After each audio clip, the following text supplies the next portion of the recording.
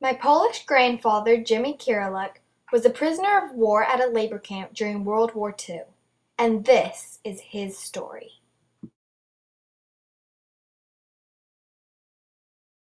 He did actually mention that when he walked to school, the Germans had killed a lot of the Jews. There were a lot of Jews living in his town, and there was a square in the town, and they used to hang up some of the bodies in the town square, and also they dug a great big hole, and there were bodies thrown into this hole in the city where he was born. And he did mention when he was walking to school that he had to pass all this. Towards the end of the war, Jimmy was taken to a labor camp because he was a teenager who could complete the required work. Very much at all. He didn't talk about it, but he did. Did he not want? Oh, Did he not want you to know about it, or did he just not want to remember? I think he had such a horrible time that he really didn't like to talk about it much. But he did talk about the French family. That he always liked to talk about, but he didn't talk about what went on much before, during the war. And you said he made a book? He compiled a book of some of his experiences, and for instance, in the book we have the armband. He had to wear an armband in the camp with his number on it, and he kept that, and he kept various other. He had to go to a doctor once, and he kept the form that he had to fill up and go and see a doctor in France, and various other things. And the memento. Well, up to us to ask him. He didn't often volunteer information. And did he like talking about it, or not really? No, he hardly ever talked about it. In fact, I don't think I ever really found out exactly what happened to him and what he had to do. He never really wanted to talk about the war. Very much, no. I mean, he might have been, and I might have not been aware of it, because I was quite young, but we didn't really talk about it that much. Do you think he avoided it, or do you think it just never really came up in conversation? Well, I think to a certain extent he probably did avoid it. And maybe there was a bit of both there. I mean, because he was avoiding it, it just didn't come up that much. He had been taken by the Germans and put in a labour camp, and the Germans took him in this labour camp to France to lay landmines, and he planned with another Polish friend who he made a friend with this person in the camp to try and escape. So what they planned was, when they were being marched to work, they had a guard. It was a long line of them being marched to work, and they had guards at various points with a gun, at various points of this long line of men that were in the labour camp. So what they planned was, they took different positions in the line, and as they were going round the bend in the road, it was in the country in northern France, Jimmy threw himself into a ditch because the guard behind was the other side of the bend and couldn't see him, and the one in front didn't see him. So then his friend, as he approached the bend in the road, threw himself into the ditch, and they laid there until everyone had gone, and then they ran through fields and they came to the coast, and there were holiday houses on the coast that were empty, and they found an empty house, and they broke into this house and they hid. What country? There. This was still in France.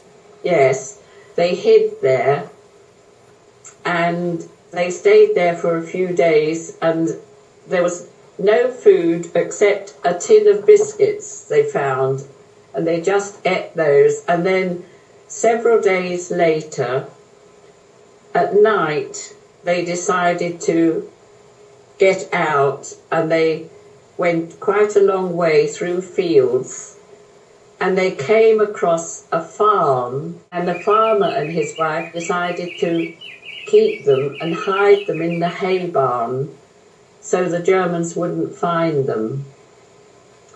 And they stayed there for, I don't remember exactly how long, but they stayed there for quite a time.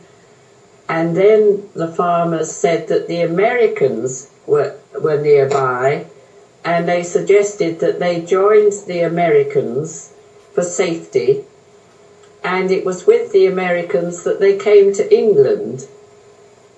And from there, because the Polish army had a training camp for officers in Scotland, they went up to this training camp and became Polish army officer cadets. And then they used to come sometimes to London when they had some leave. And that was how we met. The thing that he said was that when he came to England, he had nothing, and he wanted to work hard, start a business, and never be short of money again. I don't know, maybe when I was about 7, something like that. And what was your reaction to that? Oh dear. I'm not sure there was a great deal of reaction. It wasn't a sudden realisation, and it was more the fact that he'd had to escape during the war, and that he'd been taken as forced labour, and he'd escaped from France. He'd been taken from Poland to Berlin as forced labour, and then moved on bicycles across France and escaped from there. So it wasn't a sudden realisation. It was just growing up with a father whose family wasn't in Britain, and whose family we couldn't see because they then lived in the Soviet Union. Well, that's an interesting question, because I'm not sure that there was a specific age that I suddenly became aware of that this was all horrible, what had happened to him. But I suppose the first thing I remember is going when I was about 7 years old, when we went to France to look for the family that hid my father after he'd escaped from the Germans.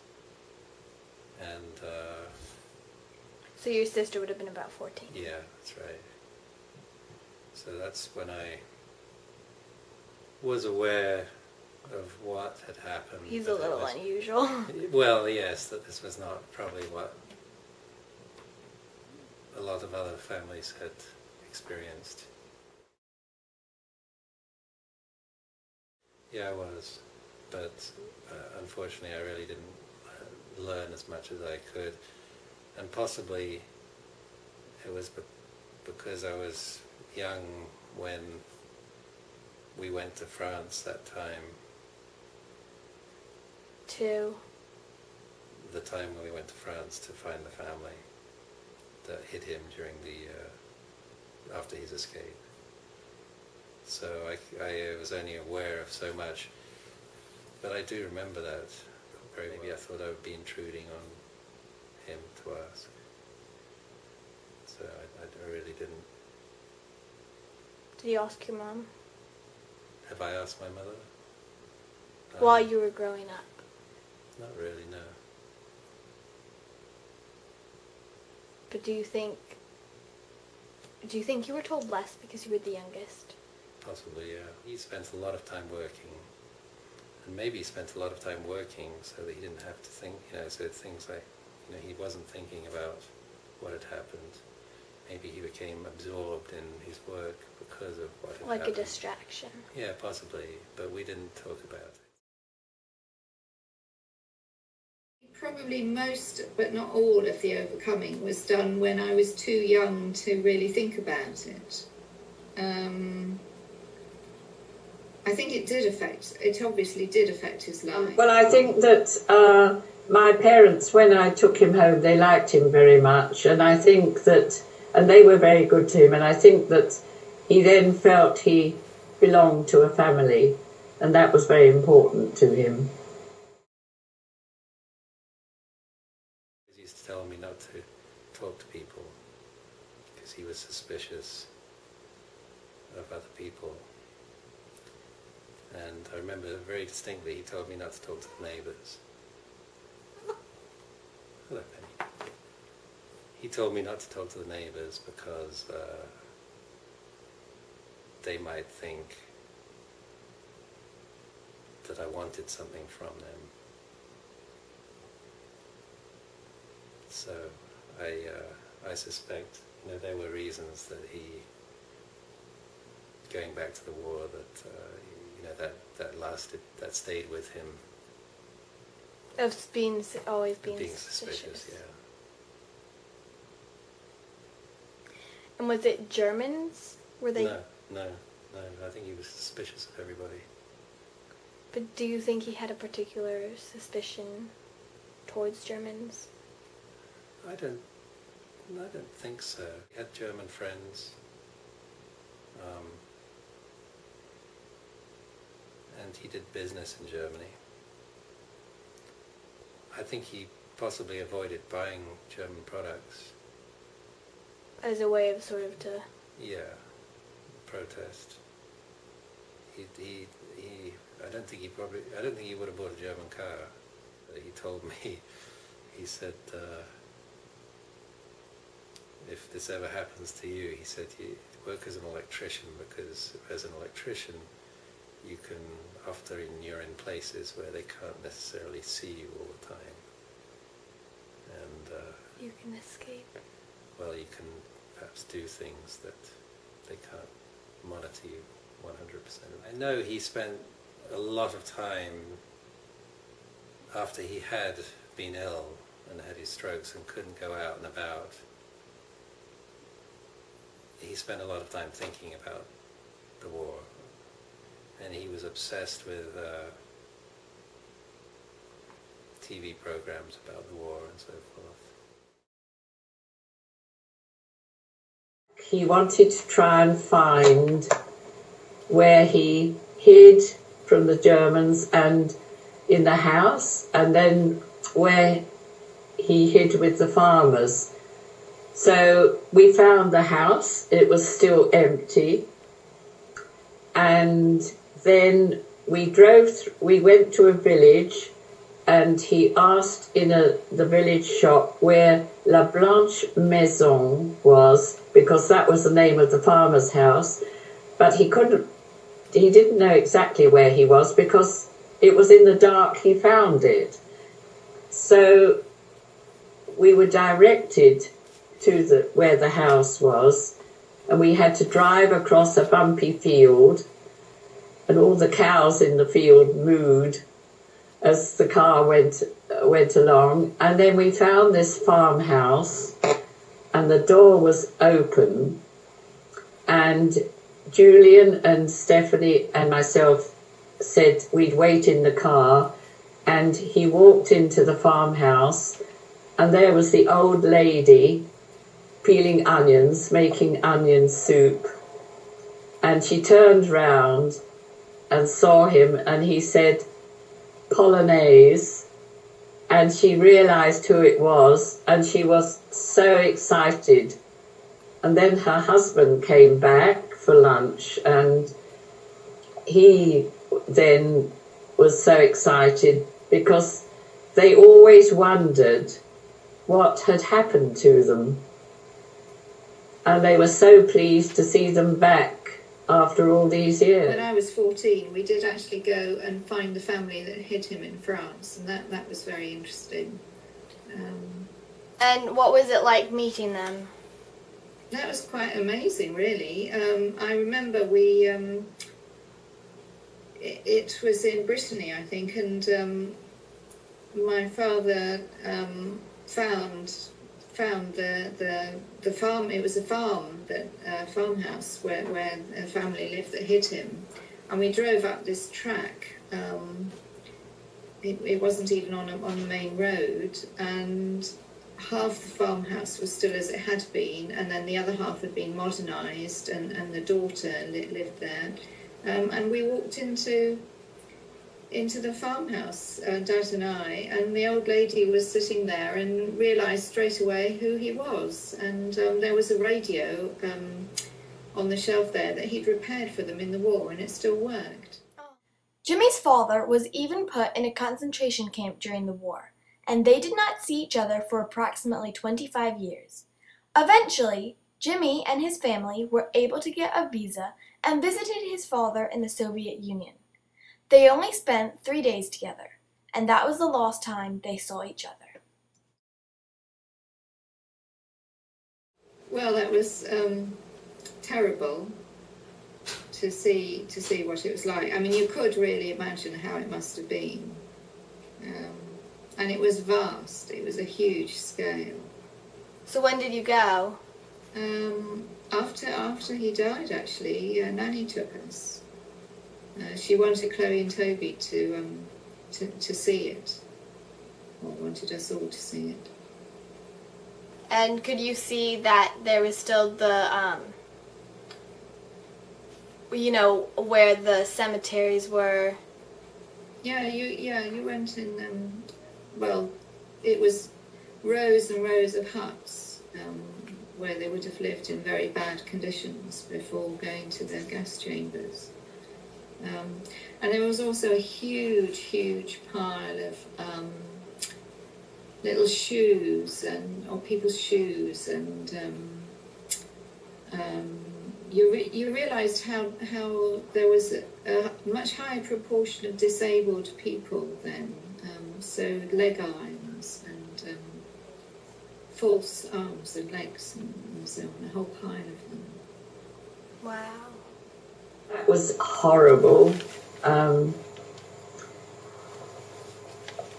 I think that I had the impression that one always realised that concentration camps were terrible, but you could never imagine until you'd been to see what went on how awful it was. And they had glass cases with little children's shoes, masses of little children's shoes, all the little children that had died in the concentration camp. And then they had other cases of glass with all the hair that had been pulled out of people that had died in the concentration camps. They had photographs all around the passages of people in the concentration camps, which showed how thin they got and how terrible. And then they showed another place where the people were all herded together, and they would put over 100 people. It was in like a stable where they would only be allowed to have 12 horses. The people were packed in tightly like that, unable to move, no sanitation, and this was very often before they went to the gas chambers. And what was so awful was at the entrance, just outside the entrance to Auschwitz, was a very big house with a garden and big wall all around it. And the person that was sort of head of Auschwitz was living in this house with his family of young children at the time. And all this was going on just nearby, Wow. where the family were growing up. Wow. Well, I think it's very important for anyone to know what's happened in the past as a lesson to try and avoid these terrible events. Well, we should remember stories like this so that because it educates us, and hopefully we're smart enough not to let it happen again. Unfortunately, that hasn't necessarily proved to be the case. But Gets the word across one person. yeah, and these stories need to be kept alive as the days go by and the hours go by. Less and less people are alive that were in World War II, and their stories need to be remembered. We mustn't forget what a difficult time